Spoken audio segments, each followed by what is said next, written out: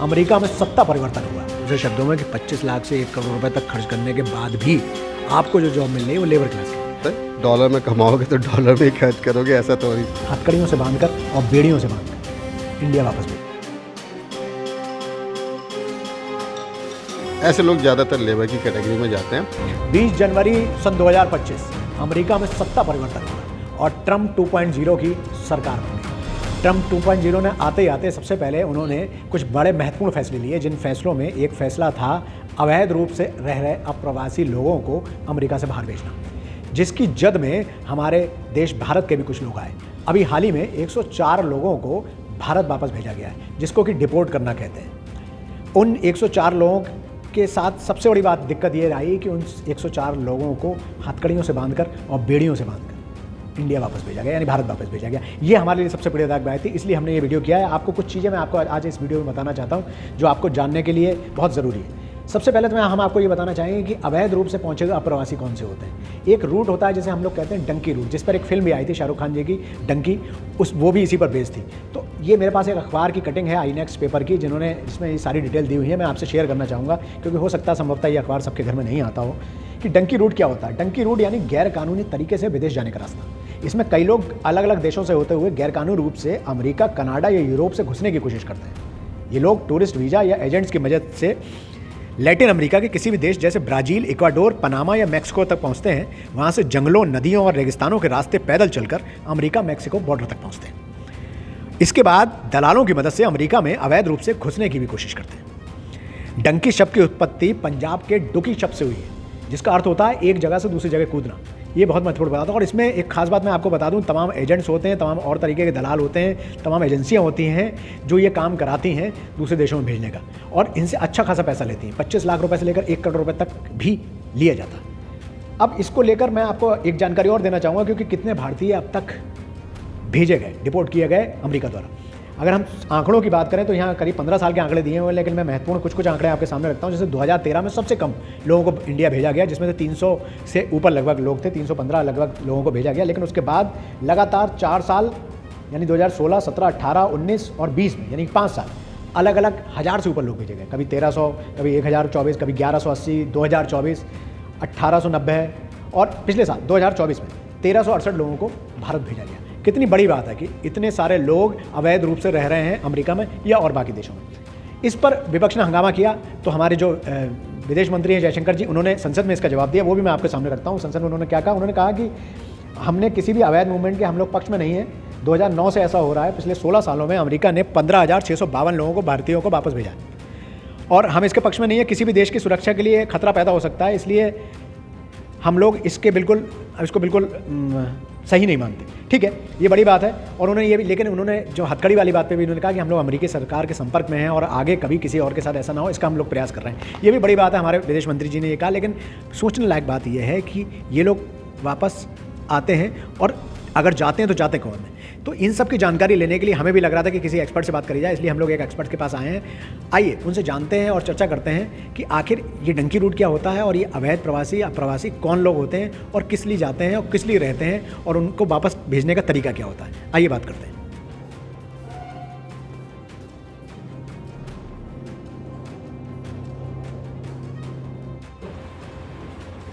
आपको डंकी रूट और रिपोर्ट क्या होता है, इस विषय में पूर्णतः जानकारी देने के लिए आज हम आए हुए हैं ट्रांस अब्रॉड सर्विसेज के डायरेक्टर और जम्मू कश्मीर अध्ययन केंद्र के कोऑर्डिनेटर अनुज गुप्ता जी के पास। आइए इनसे जानते हैं कि आखिर ये सब चीज़ें जितनी हम लोग आजकल अखबारों में पढ़ रहे हैं, टीवी में देख रहे हैं, ये सब आखिर क्या है। अनुज जी, पहले तो बहुत बहुत स्वागत है आपका हमारे चैनल में।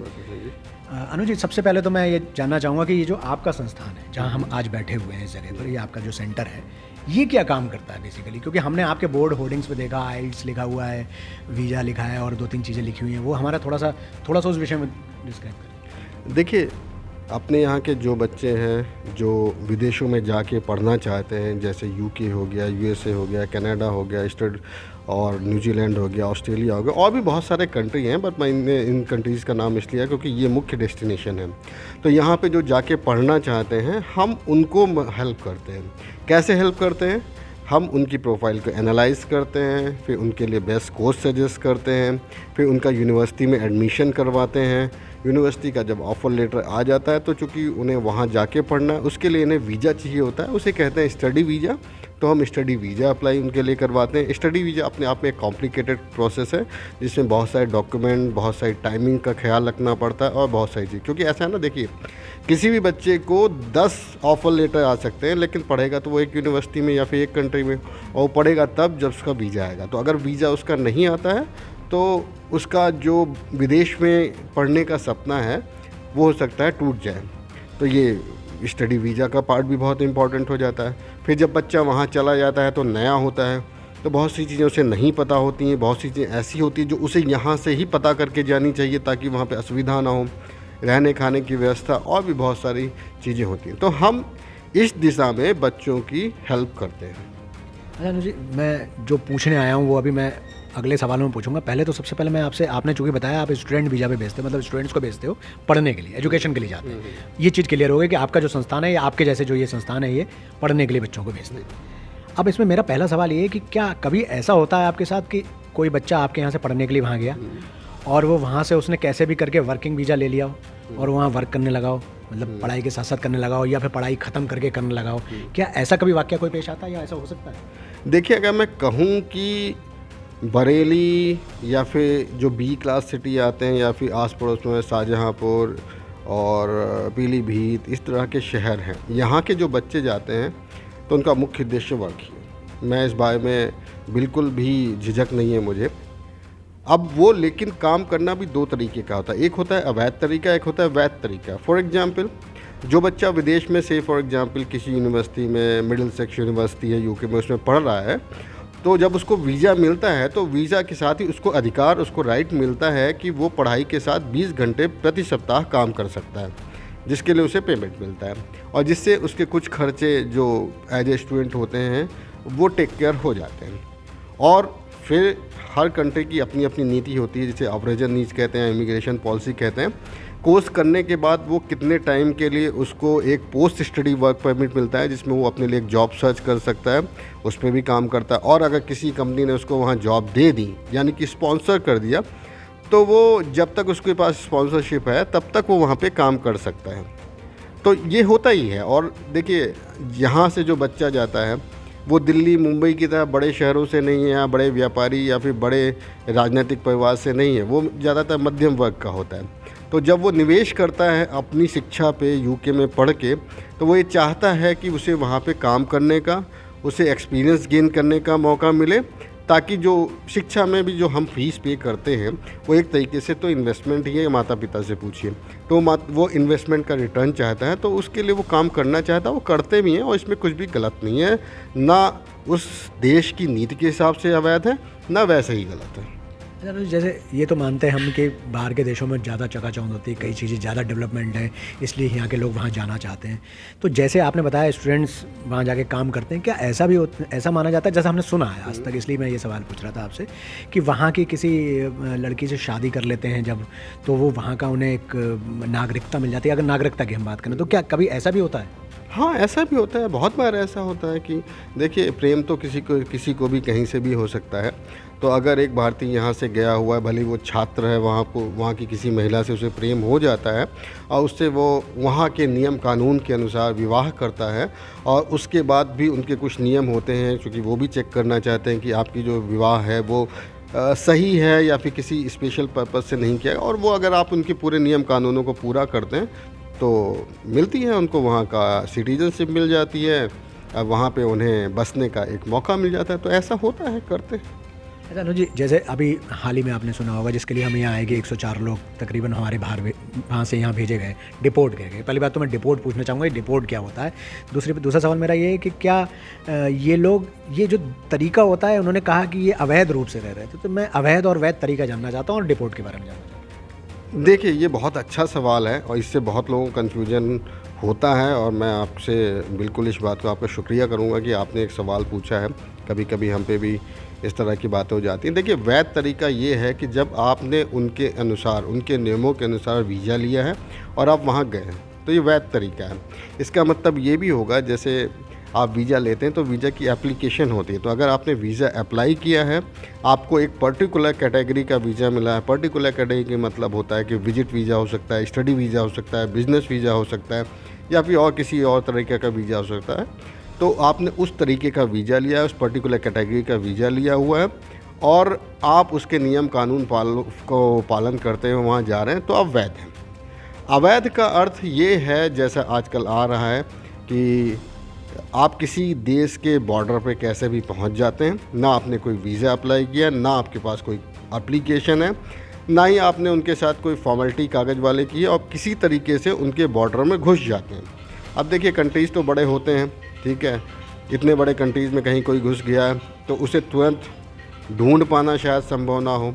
तो ये इस तरीके से जो रहते हैं, ये अवैध तरीका कहलाता है। तो कुल मिला के नटशेल में ये है, अगर आपने वहाँ का वीज़ा लिया है उनके नियम कानून के अनुसार और आप जाते हैं तो वैध हैं। अगर आपने कोई वीज़ा फॉलोइंग कुछ भी नहीं किया है तो आप अवैध हैं। ये मतलब माना जाता है। और ये डिपोर्ट करना क्या होता है? देखिए, डिपोर्ट करना ऐसा रहता है कि डिपोर्ट भी देखिए 2 तरीके का है। जो आजकल न्यूज़पेपर में आ रहा है, जो 104 लोग भेजे गए हैं, वो वैसे डिपोर्ट का मतलब सिंपल होता है D+ पोर्ट, यानी कि पोर्ट से आपको बाहर कर दिया। फॉर एग्जांपल, मैं US का वीज़ा लेता हूं और फॉर एग्जांपल मुझे 30 दिन के लिए वहां पे रुकने की परमिशन दी गई है, बट मैं 30 दिन के बाद वापस नहीं आता हूं। मैं 31वें दिन भी रुकता हूं, 32वें दिन भी रुकता हूं। तो अगर वहाँ की सरकार को इस बारे में पता चलता है और उन्हें ये पता चलता है कि मुझे जो परमिशन दी गई थी और उससे ज़्यादा मैं रुक रहा हूँ, तो वो सिंपली मुझे वापस भेज देंगे। पर वो भेजने का तरीका क्या होता है? सामान्यतः इस केस में कोई भी जो वापस फ़्लाइट आ रही है US से, उसकी किसी एक फ़्लाइट में मुझे बैठाल दिया जाएगा और मुझे वापस भेज दिया जाएगा। एयरपोर्ट तक, प्लेन तक उनके अधिकारी भेजने आएंगे और मुझे वापस भेज दिया। लेकिन मैं उस समय जब फ़्लाइट में बैठा हूँ तो एक सामान्य तरीके से बैठा हूँ, सामान्य पैसेंजर के तरीके से। हो सकता है सीट आगे की पीछे की हो, लेकिन सामान्य, कहने का मतलब है मेरे बेड़ियाँ नहीं होंगी, ऐसा कुछ भी नहीं होगा। तो इसे डिपोर्ट कहते हैं। लेकिन अभी जो USA से लोग भेजे गए हैं, ये डिपोर्ट तो है, लेकिन मैं इसे डिपोर्ट से ज़्यादा कहूँगा कि उन्हें एक्चुअली वापस भेजा गया है, क्योंकि उन्हें आर्मी के प्लेन से, स्पेशली एक आर्मी का प्लेन करके भेजा गया है। तो इसे वापस भेजना ही कहेंगे, शायद ये डिपोर्ट की कैटेगरी में भी मेरे हिसाब से नहीं आना चाहिए, क्योंकि प्रॉपर वैसा नहीं है। ये प्रॉपर वैसा नहीं है, प्रॉपर तो ऐसा है किसी का, और ऐसा नहीं है कि कभी कि हमेशा सामान्यतः जिनकी अवधि बढ़ जाती है वहाँ पे, वो जानबूझ के ही बढ़ती। कभी कभी मजबूरी भी फंस जाती है, किसी का पासपोर्ट खो गया, किसी के साथ कोई और समस्या आ गई, या फिर भूलवश भी हो जाता है, कभी कभी ऐसा भी हो जाता है। तो वो इंटेंशनली हो ऐसा ज़रूरी नहीं है, लेकिन ये जो भेजा गया है, इसे तो मैं कहूँगा फोर्सफुली वापस भेजा गया है। अच्छा अनुज जी, ये जैसे आपका संस्थान है, आपने बताया कि हम लोग बहुत लीगल तरीके से, वैध तरीके से भेजते हैं, स्टूडेंट्स को भेजते हैं, ये समझ में आती है बात और दर्शकों को भी समझ में आ गई होगी। लेकिन ये कौन से एजेंट्स होते हैं, ये कौन से संस्थान होते हैं जो अवैध रूप से भेजते हैं? और जैसा भी हमने आपसे डिस्कस किया था कि रेगिस्तान के रास्ते या जंगलों के, पहाड़ों के रास्ते पैसे लेकर, ये कौन लोग हैं, कहाँ से आते हैं, ये सवाल ये है। और ये किस तरीके से भेजते हैं, ये क्या है नेक्सस ये पूरा? देखिए, पूरी चीज़ तो मुझे भी नहीं पता है, लेकिन जितना मुझे इस फील्ड में रहते नॉलेज है, तो पहली बात तो मैं कह सकता हूँ कि ऐसे लोग ऑफिस खोल के शायद नहीं बैठते हैं, वो फ़ोन पे चोरी छुपे काम करते हैं। दूसरी बात, सही बात है, इन सब का एक नेक्सस होता है। जैसे कोई भी गलत काम हो, चाहे ड्रग्स हो, चाहे हथियार की सप्लाई हो, उनका एक नेक्सस होता है, बिना नेक्सस के नहीं हो सकता। तो इनका भी एक पूरा नेक्सस है। तो ये लोग भेजते हैं, कभी कभी ये लोग शिप पे बैठालते हैं, कभी कुछ ऐसा करते हैं, किसी नेबरिंग कंट्री का वीज़ा ले ला के वहाँ पे कैसे भी भेज के फिर वहाँ से बॉर्डर क्रॉस करवाते हैं। फॉर एग्जांपल, अगर US की बात करें तो बहुत सारे बच्चों को किसी भी तरीके से मैक्सिको भेज देते हैं, और सबको पता है कि मैक्सिको और US का बॉर्डर लगा हुआ है। कुछ हद तक दीवार है, कुछ हद तक दीवार नहीं है। दीवार भी होगा तो आपने वीडियोज़ में देखा होगा कि उनके बीच में थोड़ी सी जगह होती है, नीचे से निकल गए। तो वैसे जब भेजते हैं तो इसे डंकी कहते हैं। और मैं सीरियसली बताऊं कि ये बहुत ही ख़तरनाक तरीका है। जैसे डंकी पिक्चर में दिखाया था कि बहुत सारे लोग गए थे और कुछ रास्ते में मार दिए गए थे, ऐसा भी होता है। कुछ स्वयं मर जाते हैं, कुछ के साथ कोई दुर्घटना हो गई, ऐसा भी होता है। तो बहुत रिस्की तरीका है। तो ये लोग कौन हैं, कहाँ हैं, मुझे नहीं पता। मैं ऐसे किसी व्यक्ति के संपर्क में आज तक तो ना आया हूँ। ऊपर वाले से चाहूँगा कि ऐसे किसी व्यक्ति के संपर्क में भी ना हूँ, लेकिन उनका काम करने का जो मॉडस ऑपरेंडी है कुछ ऐसा ही है कि किसी भी नेबरिंग कंट्री में भेजा, अब वहाँ से फिर बॉर्डर से उन्होंने पार करवा दिया। फिर भी जो लोग जाना चाहते हैं उनसे आप क्या कहेंगे कि किस तरीके से वो, अगर जाना ही है तो किस तरीके से जाना? मैं आपसे यही कहूँगा कि आपको जाना है तो थोड़ा संयम रखें, किसी ना किसी लीगल तरीके से जाएं, आप वहाँ का अपना वीज़ा अप्लाई करें। अब वो हो सकता है कि डिफरेंट कैटेगरी का वीज़ा अप्लाई करें, आप विजिट वीज़ा अप्लाई करें, बिजनेस वीज़ा करें, और फिर वहाँ जाके अपने लिए क्या लीगल ऑप्शन हो सकते हैं वो तलाशें और उसके थ्रू वहाँ पे सेटल होने की कोशिश करें। पर इस वजह से ना जाएं। एक तो ये मैं देख रहा हूँ कि इतना सारा उसमें पैसा लगता है, 40 लाख 50 लाख कितना होता है, जिसके पास 50 लाख 60 लाख है वो क्यों ही जा रहा है, मुझे तो ये भी सोचने में थोड़ा आश्चर्य होता है। जिसके पास 1 करोड़ है वो क्यों ही जा रहा है इस तरीके से, फिर जान का खतरा करना, और वहाँ पे भी जाके इस तरह का व्यवहार हो जाए उनके साथ। तो मैं तो यही कहूँगा कि आप कोई भी तरीका देखें, लेकिन लीगल तरीका देखें, जो भी होना वैध तरीका होना चाहिए। वहाँ प्रॉपर वीज़ा एप्लीकेशन करें, उसके अनुसार अपनी प्रोफाइल बनाएं, चूज करें, एक बार वहाँ पहुँचें और वहाँ पे फिर आप अपने ऑप्शन एक्सप्लोर करें क्या संभव है। और यदि आपको ऑप्शन नहीं मिलता है तो वापस आए, अपने देश में भी बहुत कुछ है, मैं यही सजेस्ट करूँगा। अच्छा सर, अभी आपने बताया कि अनुज जी कि इतना खतरा होता है, इतनी ज़हमतें उठाकर, इतनी मुश्किलात के बाद, इतने सर्कमटेंसेस के बाद ये लोग वहाँ पहुँचते हैं, जो लोग जिन्हें वहाँ जाना चाहते हैं। तो मैं ये जानना चाहता हूँ आखिर क्या कारण है कि वहाँ ये लोग जाना क्यों चाहते हैं? क्या उनको मतलब उन्होंने ऐसा सोच रखा होता है कि हमें वहाँ जाना है, या उनके कोई ग्लैमराइज्ड आंखों में होता है, या कुछ ऐसा क्या चीज़ ऐसी है जो उनको वहाँ खींचती है? किस कारण से इतना रिस्क लेकर जाते हैं, मतलब जान पे खेल कर जाते हैं? देखिए, इसका तो मैं एक जवाब यही कहूँगा, जैसे हमारे मोदी जी ने कहा है कि 2047 तक भारत विकसित देश बन जाएगा, तो हम 2047 तक विकसित देश में बनने वाले हैं। कुछ लोग ऐसे हैं जो विकसित देश में आज से ही रहना चाहते हैं, तो चाहे यूएस हो गया, कनाडा हो गया, ये कुछ कंट्रीज जो है ये विकसित देशों की कैटेगरी में आते हैं। अच्छा, विकसित केवल आर्थिक रूप से तो होता नहीं है, सामाजिक रूप से भी होता है। तो वहाँ पे पहली बात तो ये है कि जब काम करते हैं, जिस काम की शायद यहाँ पे किसी को महीने के 10,000 या 15,000 ना मिले, वहाँ पे एक अच्छा पैसा मिल जाता है। दूसरी बात, चूँकि वहाँ की जनसंख्या कम है तो उनको अपॉर्चुनिटीज़ भी ज़्यादा मिल जाती हैं। तीसरी बात यह है कि वहाँ पे अनफॉर्चुनेटली हमारे देश अभी उस तरफ बढ़ रहा है, लेकिन वो समानता के व्यवहार शायद जो हमारे यहाँ नहीं मिल पाता है वहाँ पे मिलता है। मतलब कहने का अर्थ ये है कि शायद आप किसी ऑफिस में जा रहे हैं, और मैं खुद स्वीडन में रहा हूँ बहुत समय तक, तो मैं बताऊँ कि हमारे जो ऑफिस में सुबह जो टॉयलेट क्लीन करने आता था, उसके साथ शाम को मैं एक दिन कॉफ़ी शॉप पे बैठा कॉफ़ी पी रहा था। तो ये डिफरेंसेस वहाँ पे नहीं हैं फ़िलहाल। तो ये सारे कुछ कारण हैं कि व्यक्ति को लगता है कि बस कैसे भी वहाँ पहुँच गए तो ये सारी सुविधाएं मुझे वहाँ मिल जाएंगी, और इसका आर्थिक पक्ष तो बहुत मजबूत है, क्योंकि फिर वो डॉलर्स की कमाई होगी, कन्वर्जन रेट उसमें होता है। तो अगर किसी ने $500 भी कमाए और घर कैसे भी भेज दिए, तो 500 का आप सोच लिए कितना हो जाता है, 5 से 50,000 रुपये हो जाते हैं, जो शायद एक मिडिल क्लास वाला कमा भी नहीं हुआ। तो ये सारे रीज़न हैं, इस वजह से वो वहाँ जाते हैं। बाकी कभी कभी ऐसा भी होता है, किसी के सगे संबंधी वहाँ पे हैं, वो कहता है बस कैसे भी आ जाओ, तो उस चाह में चले जाते हैं कि हमारा वो सेटलमेंट करवा देंगे। और फिर ये चकाचौंध तो देखिए है ही, चकाचौंध तो है ही, बॉलीवुड में भी दिखाते हैं, टीवी पे दिखाते हैं, सब देख रहे हैं। तो ये कई कारण हैं, कुल मिला के शायद एक जो जीवन स्तर जी रहे हैं उन्हें सपना है, उन्हें ऐसा लगता है कि उससे अच्छा भी जीवन स्तर हम वहाँ कर पाएंगे, इसलिए जाते हैं, इतना बड़ा इसलिए लेते हैं। इससे एक बात और मेरे जहन में है, एक सवाल कि ये लोग जब वहाँ जाते होंगे तो किसी अथेंटिक कंपनी में, एक अथेंटिक एरिया में या ऑफिस में तो काम नहीं करते होंगे, क्योंकि ये वैसे घुसे हैं, जैसा जिसको अवैध कहा जाता है उससे घुसे हैं। तो ये कहाँ पर काम करते हैं, मतलब क्या काम करते होंगे हमारे इंडियंस? मैं अपने दर्शकों को ये बताना चाहता हूँ आपके थ्रू कि हमारे इंडियंस इस तरीके से वहाँ दूसरे देशों में घुसकर किस तरीके की जॉब करते हैं। बिल्कुल सही बात पूछी आपने, लेकिन ऐसा है ना कि जैसे अपने यहाँ व्यवसाय का मतलब तो ये होता है कि भाई पैसे कमाओ और बचाओ, जितना कम खर्चा और जितना ज़्यादा प्रॉफिट, जितना ज़्यादा रेवेन्यू उतना ज़्यादा प्रॉफिट।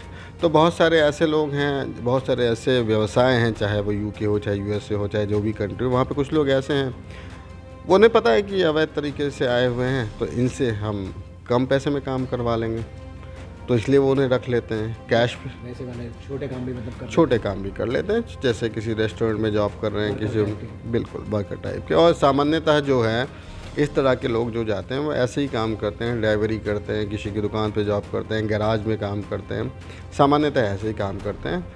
जो लेबर ओरिएंटेड होते हैं, ना कि इस, हाँ देखिए जॉब्स को 2-3 कैटेगरी में डालते हैं कि एक वाइट कॉलर हो जाती है, एक ब्लू कॉलर हो जाती है, ये लेबर हो जाती है। तो ऐसे लोग ज़्यादातर लेबर की कैटेगरी में जाते हैं। ब्लू कॉलर में भी कभी कभी मिल जाता है, लेकिन वाइट कॉलर में तो 100% ऐसे लोगों को कहीं भी जॉब नहीं मिलती है, नहीं। यानी हम ये माने दूसरे शब्दों में कि 25 लाख से 1 करोड़ रुपए तक खर्च करने के बाद भी आपको जो जॉब मिल रही है वो लेबर क्लास की है। बिल्कुल बिल्कुल बिल्कुल। और ये जो 1 करोड़ लगा के जा रहे हैं, जो मैं आपसे कह रहा हूँ, इनको रिकवर करने में मेरा ख्याल है कम से कम 15 वर्ष तो लग ही जाएंगे, इतना जितनी भी वहाँ की कमाई को। बट मुझे लगता है कि 10 से 15 वर्ष इतना रिकवर करने में तो लग ही जाए, क्योंकि लेबर क्लास है सर, आप भी समझते हैं, लेबर क्लास कहीं का भी हो तो लिमिटेड जॉब तो रहती है, जो पैसा तो वही मिलता है जो स्किल्ड बेस्ड जॉब होती है। आप कारपेंटर हो, आप IT में हो, आप डॉक्टर मेडिकल में हो, तब तो मिलती है, लेकिन इस तरह की जॉब में तो पैसा कम ही मिलता है, छोटे छोटे काम होते हैं। अच्छा अनुज जी, जब आपने ये बताया डॉलर्स में वहाँ कमाई होती है, शायद यही एक चीज़ है, दूर के ढोल सुहावने होते हैं, जो सुहावने हैं, इसको देख के आदमी वहाँ जाता है, व्यक्ति वहाँ जाता है। अब बहुत कॉमन सी बात है कि भारत जैसे देश में अगर आप छोटे शहरों में रहते हो तो बहुत कम अमाउंट भी अगर आप कमाते हो तो ईजिली आप अपना जीवन गुजर बसर कर सकते हो। लेकिन जब आप बाहर के देशों में जाते हो, जहाँ आपकी कमाई तो डॉलर में हो रही है, लेकिन जब आप कोई चीज़ परचेज़ करने मार्केट जा रहे हो, या कुछ खरीदने जा रहे हो, या कहीं रह रहे हो, या ट्रैवलिंग कर रहे हो, तो वो सारा वो लोग आपसे भी तो डॉलर में ही लेंगे, वो आपके रोड में थोड़ी ना लेंगे। तो वो इन लोगों को ये को नहीं पता चलता कि भाई हमारा खर्चा भी तो डॉलर में हो रहा है, भले हम डॉलर में कमा रहे हैं। सही बात है, डॉलर में कमाओगे तो डॉलर में ही खर्च करोगे, ऐसा तो हो नहीं सकता डॉलर में कमाया और रुपए में खर्च कर दिया। लेकिन उसका जो अंडरलाइंग क्राइटेरिया है वो है conversion rate, dollar to Indian rupees. यही देखिए, ऐसा हुआ ना कि मान लीजिए उसने $1000 कमाया, ठीक, और बहुत खर्चा करते करते अगर उसने 800 खर्च कर दिए, तो उसने वैसे तो वहाँ के हिसाब से तो $200 बचाए, जो कि बहुत ज़्यादा नहीं होता है। सामान्य परिवार एक है तो एक दिन खाना चले जाए रेस्टोरेंट में तो शायद उसके $50 खर्च हो जाए।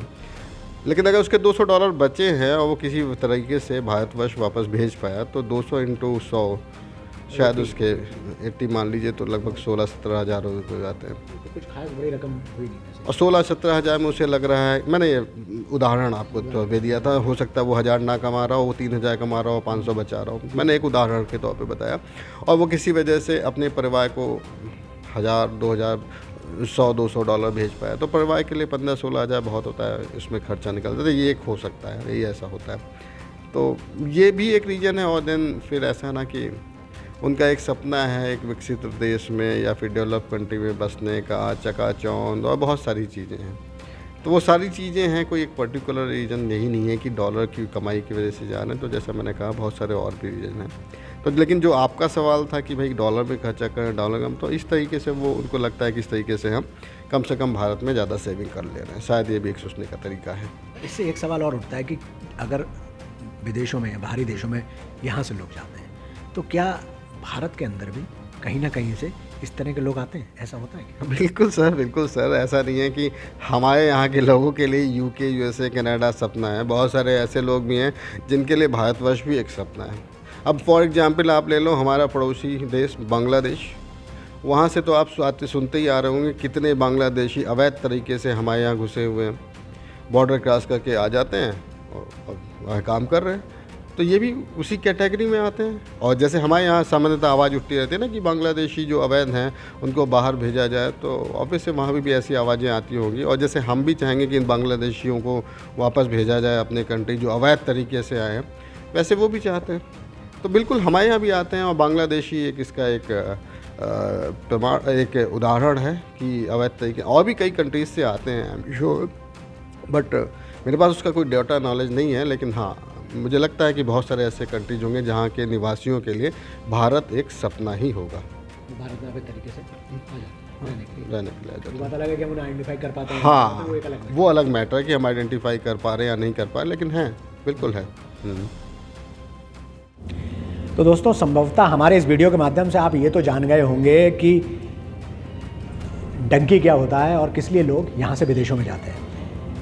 बहरहाल फ़िलहाल सोचने लायक बात यह है कि इतना पैसा खर्च करने के बाद, इतनी मुश्किलात उठाने के बाद, इतनी समस्याओं का सामना करने के बाद, वहाँ जाने के बाद आपको वही काम करना पड़ता है, क्योंकि आप अवैध रूप से पहुँचे हुए होते हो। आपको वही काम करना पड़ता है जो आपके घर के लोग करते हैं, जो आपके घर में काम करने वाले लोग करते हैं। और इतना पैसा आप अगर खर्च करके वहाँ पर यही काम करने जा रहे हो, तो हमारा आपसे निवेदन ये है कि इतना पैसा आप कुछ लोगों को रख के अपने पास ये सारा काम करा सकते हो, जो काम ये आप कर रहे हो। लेकिन सबसे महत्वपूर्ण बात यह है कि डंकी का जो तरीका है ये हर हिसाब से गलत है।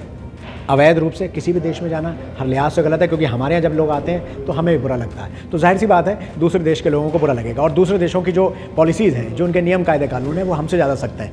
तो अगर वो वीडियो में डाल के भेज रहे हैं, हालांकि ये गलत था, मैं इसको सही नहीं ठहरा रहा, लेकिन फिर भी ये उनका सोच थी कि वो आपको अपराधी मानते हैं। तो किसी भी देश में जाकर अपराधी बन के रहने से, डर के रहने से, छुप के रहने से आपका कोई भला नहीं होगा। इसलिए जब भी जाएं वैध रूप से जाएं, तरीके से जाएं, कायदे से जाएं, नियमों के आधार पर जाएं और अपने डॉक्यूमेंट्स के साथ जाएं, ताकि कोई भी आप पर उंगली ना उठा सके और भारतीयता का नाम खराब ना हो। हमसे जुड़े रहने के लिए, बने रहने के लिए बहुत बहुत आभार, बहुत बहुत धन्यवाद।